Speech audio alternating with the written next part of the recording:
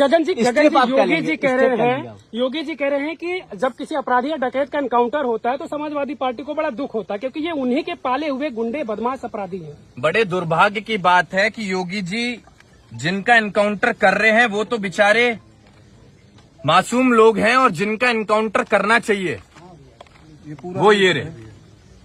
कुलदीप सिंह सेंगर 28 मुकदमे, सुनते जाना आप। ब्रिजेश सिंह 106 मुकदमे, धनंजय सिंह 46 मुकदमे, राजा भैया 31 मुकदमे, डॉक्टर उदय भान सिंह 83 मुकदमे, अशोक चंदेल 37 मुकदमे, विनीत सिंह 34 मुकदमे, ब्रजभूषण सिंह 84 मुकदमे, चुलबुल सिंह 53 मुकदमे, मोनू सिंह 57 मुकदमे, सोनू सिंह 48 मुकदमे, अजय सिंह सिपाही 81 मुकदमे, पिंटू सिंह 23 मुकदमे, रानी सिंह 48 मुकदमे, संग्राम सिंह 58 मुकदमे, चुन्नू सिंह 42 मुकदमे, याशा सिंह 88 मुकदमे। और ये तो बात छोड़ो आप, हम एक बात कहना चाहेंगे, एक बार माननीय मुख्यमंत्री जी के ऊपर भी कितने मुकदमे हैं इसकी भी जांच हो, उसे भी आप लोग उठाने का काम करें। देखिए साहब, एनकाउंटर सॉल्यूशन नहीं है, और पीड़ा हमें तब हुई है जब हमारा व्यक्ति दोषी नहीं था। और अगर ऐसे आप हत्याएं करेंगे, जान लेंगे किसी की, तो एक चीज का ध्यान रखना, भगवान के घर देर है अंधेर नहीं है। जितने नाम आपने गिनवाए सब नाम के बाद में सिंह लगे हुए थे। क्या बताना आप चाह रहे हैं कि यादवों को टारगेट किया जा रहा है, किसी विशेष जात को टारगेट बिल्कुल किया जा रहा है, बिल्कुल किया जा रहा है। भैया इनकाउंटर है कि हत्या है?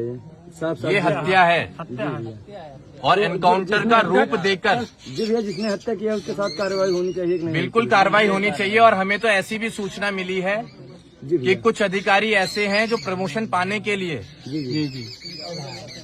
ऐसी घटनाओं को बढ़ावा देते हैं। आप एक सेमिनार में बोले थे, रिकॉर्ड चीज हमें ये भी सूचना मिली है कि कई अधिकारी पैरों पर गोली मारने का भी अपना रिकॉर्ड बनाना चाहते हैं। गगन सर एक परिवार के साथ भैया हमें ये भी पता है कि अब तक 56 वाला रिकॉर्ड तोड़कर वो एनकाउंटर में अपना भौकाल बनाना चाहते हैं कि हम सबसे ज्यादा एनकाउंटर करने वाले एनकाउंटर स्पेशलिस्ट हैं। एक सेमिनार में मैंने आपको सुना था कि अगर युवाओं का पसीना बहेगा तो उस जगह मेरी खून बहेगी, तो इसके बारे में आप क्या कहेंगे? यहाँ तो मतलब खून से खून दिख रहा है, इसके बारे में क्या कहेंगे? हम तो यहाँ मौजूद जो हमारे लिए हजारों की संख्या में लोग आए हैं, हम इनसे कहना चाहेंगे कि कभी भी हमारी करनी और कथनी में आपको फर्क दिखा हो तो हम आपके दरवाजे पर दोबारा कभी नहीं आएंगे। यहाँ हम नेतागिरी करने, राजनीति करने नहीं आए हैं। यहाँ हम सही मायने में पीड़ित परिवार को हिम्मत देने आए हैं, उनके आंसू पोंछने आए हैं। दूसरा सवाल ये है कि जब यहाँ से वो गंजी पर बताया था, गंजी और चड्डा पे वो गया था, तो और 2 दिन बाद जो फर्स्ट क्लास रहता है वहाँ पर उसकी पूछताछ की जाती है, तो उसके पास अचानक से रिवॉल्वर कैसे आ गया, जो है कैसे बरामद हुआ? ये सवाल कौन होता है? हमें बचपन से बताते आए हैं कि पुलिस जेबड़ी का भी सांप बना देती है।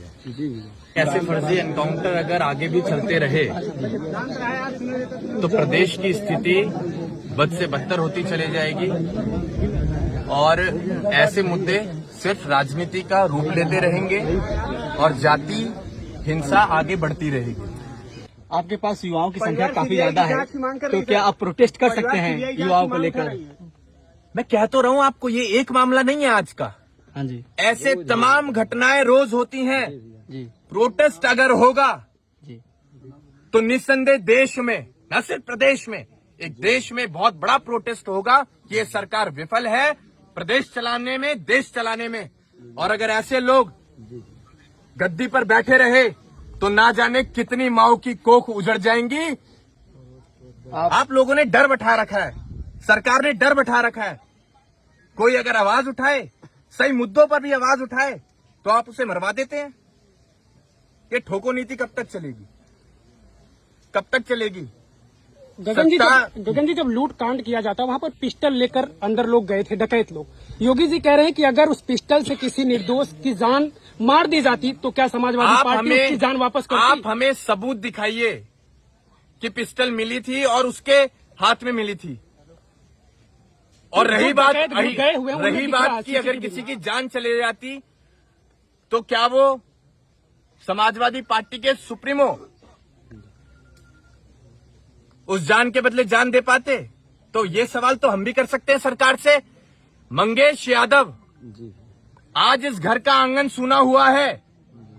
अगर वो निर्दोष पाया गया पूरी जांच होने के बाद, तो क्या योगी सरकार, क्या योगी जी दूसरा मंगेश यादव इस मां को दे पाएंगे, इस बहन को दे पाएंगे, इस बाप को दे पाएंगे? आप बात कर, आपने पॉलिटिकल लड़ाई बना दी, आपने पार्टी को जोड़ दिया। आपने वो घर ही नहीं देखा जिस घर में अब तक आंसू नहीं सूखे। आपने वो मां नहीं देखी जो बेहोश पड़ी है। आपने वो बहन नहीं देखी जो हमसे बात करते हुए गिर गई बेहोशी में। आप लड़ाई लड़ रहे हैं भाजपा सपा। इंसानियत कहां गई?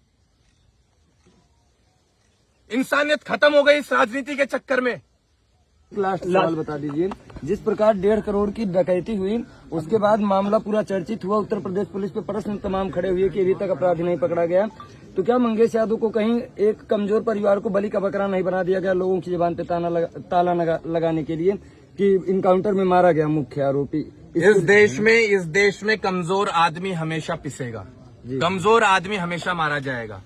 ताकतवर को कोई उंगली भी नहीं दिखा सकता। हमें दिखा के दिखाओ मंगेश यादव को।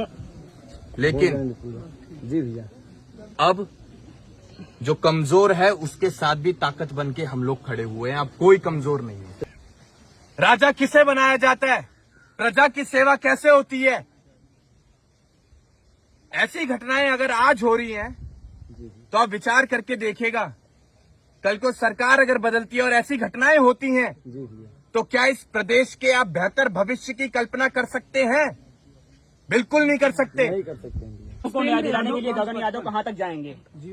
जहां तक हमें ये परिवार आदेश देगा वहां तक जाएंगे। मैं इससे बड़ी बात नहीं बोल सकता कि इस बार सरकार भी बदल के दिखाएंगे। गगन जी, इसके पहले पुष्पेंद्र यादव को मारा गया और था। मैं वहाँ सरकार भी बदलने वाली अगर बात कह रहा हूं तो मैं दिल से कह रहा हूं, क्योंकि इस टाइम न सिर्फ मंगेश की मां बल्कि हम सब की मां रो रही होगी। हम सब की मां की आत्मा तड़प रही होगी।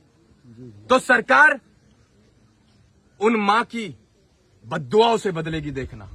मेरा लास्ट क्वेश्चन है सर, इससे अभी मंगेश की हत्या हुई, 10 दिन बाद किसी और का हो जाएगा, तब तो ये मसला जो है सिमट जाएगा। आजमगढ़ से अरविंद यादव को भी उठा लिया गया, पुलिस प्रशासन ने कह उठा तो रहा लिया। हूं कि रोज ऐसी घटनाएं हो रही हैं। लूटकांड में हम लोगों को रोज लड़ना पड़ेगा।